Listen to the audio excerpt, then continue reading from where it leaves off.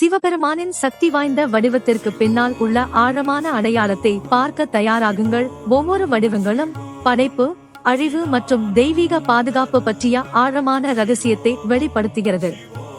இந்த தெய்வீக தகவல்களை நீங்கள் தவறவிட விரும்ப மாட்டீர்கள்.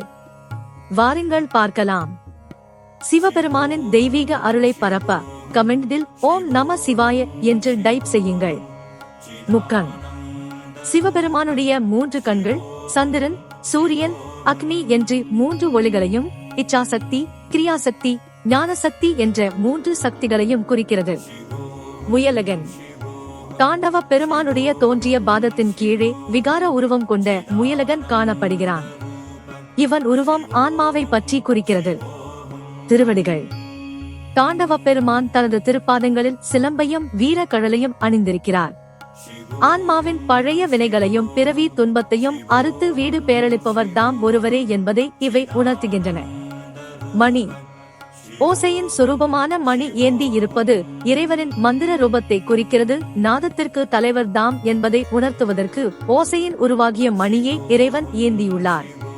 தீச்சுடர். இடது கை ஒன்றில் தீச்சுடரை ஏந்தி இருக்கிறார்.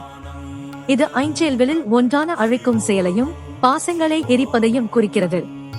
அபயகரம். இறைவன் ஒரு கையை அபயம் காட்டியிருக்கிறார். இது காத்தல் தொழிலை குறிக்கிறது. இந்து மதத்தின் வளமான பாரம்பரியத்தை பரப்பவும் அதிகமான மக்களை சென்றடையவும் லைக் மற்றும் சப்ஸ்கிரைப் பட்டன்களை அழுத்தவும். கபாலம். திருமோடி ஏந்தி கையின் மூலமாக தான் முற்றும் துறந்தவன் என்பதை உணர்த்துகிறார். மழு. மழு என்ற இந்த ஆயுதத்தின் மூலமாக தான் பராசக்தியின் உருவமாகவும் இருப்பதாக உணர்த்துகிறார். விஸ்மயம். இது வியப்புக்குறி. கஜகஸ்தம். வீசிய கை.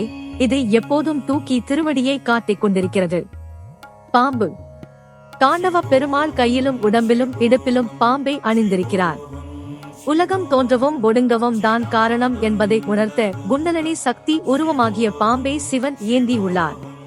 பாச கயிறு. ஒரு கையில் பாச கயிறை கொண்டிருக்கிறார்.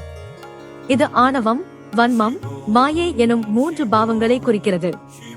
எனவே இதை முப்புரி என்றும் கூறுவர். சூலம். ஒரு கையில் சூலம் ஏந்திருக்கிறார். சூலம் 3 பிரிவுகளை உடையது. அவை ஆரணி, செனனி, இரோதைத்திரி என்று 3 சக்திகளை குறிக்கிறது. அதாவது ஆக்கல், காத்தல், அழித்தல் ஆகிய 3 சக்திகளாகும். அங்குசம். ஒரு பொருளை அடைந்து அதனை அனுபவிப்பதற்கு அறிகுறியாய் இருப்பது அங்குசம். துடி. சிவபெருமான் தனது வலது கையொன்றில் துடி என்ற உடுக்கை ஏந்தி உள்ளார். இது ஐஞ்செயல்களில் முதலாவது ஆகிய படைக்கும் செயலை காட்டுகிறது.